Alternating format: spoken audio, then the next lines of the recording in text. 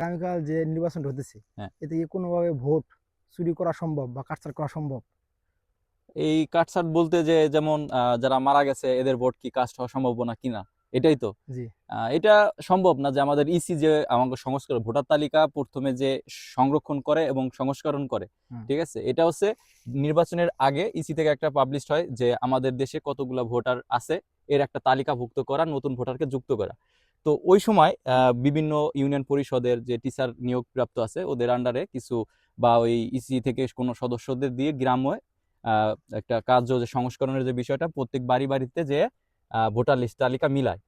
তো যারা নতুন ভোটার আছে তারা ওই জায়গা যুক্ত হয় এবং যারা মারা গেছে ওদের নাম লিস্ট এবং ওদের এনআইডি সংরক্ষণ করে ভোটার তালিকা থেকে বাদ দেয়। এবং যখন আমরা এটা বাদ পড়ে গেছে যে ওই ইউনিয়নে কতজন বা ওই ওয়ার্ডে কতজন নির্বাচিত মানে ভোট দিবে, ভোট দেওয়ার জন্য কতজন প্রার্থী আছে, এটাও ওই সময় কাউন্ট করা হয়। যার কারণে কেন্দ্রে কতজন, ওই একই কেন্দ্রে কতজন লোক ভোট দিবে, পুরুষ মহিলা সমস্ত হিসাব ওই তালিকা থেকেই ধরা হয়। এবং যে পরবর্তীতে দেখা গেছে যে ভোট হচ্ছে এবং দেখা যাচ্ছে আমার এখানে আহ, আমাদের সাকরাইল 7 নং ওয়ার্ডে যে ভোটার আছে হচ্ছে প্রায় 3,000 সে, এটা ধরা হইলো অনুমানে। তো ভোট গণনা শেষে দেখা গেছে যে 3,001 জন ভোট হয়েছে, তার মানে ওই একটা জালিয়াতি ভোট হয়েছে। তো এই জায়গা সুযোগই নাই যে আমরা ভোট জালিয়াতি করব। বাইরে আছে তাদের ভোট কি চুরি করা সম্ভব? আর তালিকা হয়ে যাওয়ার পর যেমন তালিকা করে নিয়ে গেছে, তারপর অনেক লোক মারা গেছে। বাংলাদেশে যেমন তালিকা 1 মাস আগে হয়ে গেছে, তাই 1 মাস পরে যত লোক মারা গেল, তাদের ভোট কি চুরি করা সম্ভব না? এটা হচ্ছে ওইভাবে এই যে প্রার্থীরা আছে ওরা নিজেরা গঠনমূলক একটা আলোচনা করবে যে আমার এলাকায় কয়জন মানুষ গেছে, মারা গেছেন। তো তারা নিজেরাই বুঝবে এবং এই যে প্রিজাইডিং যে অফিসার গুলো থাকে তারা তো মুখ চেক করবে যে এই লোক এই ভোটার তালিকা এর কিনা বা ছবির সাথে মিল আছে কিনা। এটা চেক করলে অটোমেটিক ধরা পড়বে এবং ওই যে যারা মৃত্যুবরণ করছে ওরা অটোমেটিক্যালি আসবে না, তখন তো ওই যে চেকের সময় তো ধরা পড়ে যাচ্ছে। হ্যাঁ, আর ওই যে যেটা বিদেশের মানে পোস্টাল যে বিদেশে যারা চলে গেছে, আমার এলাকা থেকে ধরো 30 জন চলে গেছে। সো আমাদের এখানে যে প্রবাসী যে সংস্থা আছে সেখানে তো লিস্ট আছে যে আমার এখানে বিদেশ ভ্রমণ হয়েছে এতজন লোক, এই দেশে এতজন শ্রমিক আমার দেশে আছে। সো ওই হিসাবে পোস্টাল ব্যালটের মাধ্যমে সেম আমাদের যে পোস্টাল যে ব্যালট গুলো ছিল তালিকা সংরক্ষণ করে ওই দেশের ওই ওই সেক্টরে আমাদের ডাক যোগাযোগে পাঠানো হয়েছে। এবং ওইটাও আমাদের ওই আরো আগেই যেমন হয়ে গেছে, ইতিমধ্যে আমাদের হয়ে গেছে পোস্টাল ভোটগুলা। তারা এবার যে আমাদের 26 সালে যে নির্বাচন হইতেছে, এবার কি হ্যাঁ, নির্বাচন সুষ্ঠু মতো হওয়ার সম্ভাবনা বেশি নাকি দুর্ঘটনা ঘটতে পারে? আমরা অ্যাকচুয়ালি প্রত্যাশা করতেছি যে ইউনিট সরকার আমাদের কিছু মিরাকেল দেখাবে, যেটা আমরা এই নির্বাচনকে বেছে নিছি যে সে একটা সুষ্ঠু নির্বাচন দিবে। কারণ বিগত সরকার কোনো সেনাবাহিনী বা এই সেনাবাহিনীদের যে ম্যাজিস্ট্রেটের যে ক্ষমতাটা, এটা বিগত সরকার বা বিগত যত নির্বাচন হয়েছে, যে 12টা নির্বাচন হয়েছে তখনকালীন সময় দেওয়া হয় নাই, বাট এবার এবার দেওয়া হয়েছে। এবার সিচুয়েশনটা টোটালি আলাদা।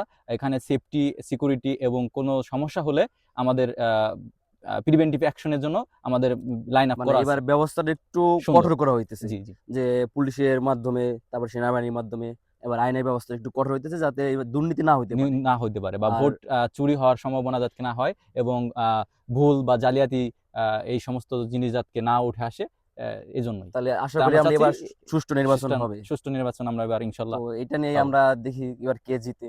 আচ্ছা, আপনি আসন্ন 2 আসনে নির্বাচন পরবর্তী কি উন্নয়ন চাচ্ছেন? আহ, আসন্ন 2 আসনের নির্বাচনের পরবর্তী সময়ে যে দলই জয় হোক, তাদের কাছে আমার প্রত্যাশা থাকবে আমাদের দেশের শিক্ষাকে উন্নত করা। পৃথিবীর বুকে আমরা দুটো জায়ান্ট কান্ট্রি আছে, জাপান এবং কোরিয়া এবং চায়না, ওরা যেভাবে উন্নত হয়েছে, ওরা ওদের পাঠ্য বইটাকে মাতৃভাষায় অন্তর্ভুক্ত করছে, যেটা আমরা মনে করি শিক্ষার ক্ষেত্রে অন্যতম গুরুত্বপূর্ণ অবদান রাখবে। এবং আরেকটি বিষয় হচ্ছে আমরা যেমন কৃষিক্ষেত্রে আছি, এখানে রাসায়নিক সারের ব্যবহার কমিয়ে যতটা সম্ভব জৈব সারের ব্যবহার বৃদ্ধি করা। এতে যেমন জমি জমির হেলদি কন্ডিশন ঠিক থাকবে, এছাড়া আরও অন্যান্য ইমপ্রুভমেন্ট হবে। এবং আমাদের দেশে শিক্ষাকে সাস্টেইনেবল করা, অর্থাৎ কম খরচে উন্নত শিক্ষা দেওয়া। এবং আমার অন্য একটা চাওয়া পাওয়া থাকবে, আমাদের দেশে যে হারে দুর্নীতি বেড়ে চলেছে, দুর্নীতিটাকে সাফিসিয়েন্ট ওয়েতে কন্ট্রোলে আনা। অ্যাজ এক্সাম্পল আমরা দেখতে পারি পৃথিবীর বুকে অনেক কান্ট্রি ছিল যারা দুর্নীতি থেকে বেরিয়ে এসেছে।